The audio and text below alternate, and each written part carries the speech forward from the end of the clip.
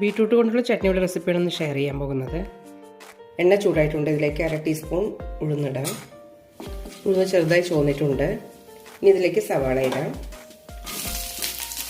ഇനി ഇതിലേക്ക് 4 പച്ചമുളക് കീറിയത്, ഒരു ചെറിയ കഷ്ണം ഇഞ്ചി, മല്ലിയില, കറിവേപ്പില. ഇനി ഇതിലേക്ക് നമ്മുടെ ചട്നിയുടെ പ്രധാന ചേരുവയാണ് ചേർക്കാൻ പോകുന്നത്. ഒരു ബീട്രൂട്ട് ചെറിയ കഷ്ണങ്ങളായി മുറിച്ചു. ഒരു ബീട്രൂട്ടിൻ്റെ 1/4 ഭാഗം മാത്രമേ എടുത്തിട്ടുള്ളൂ.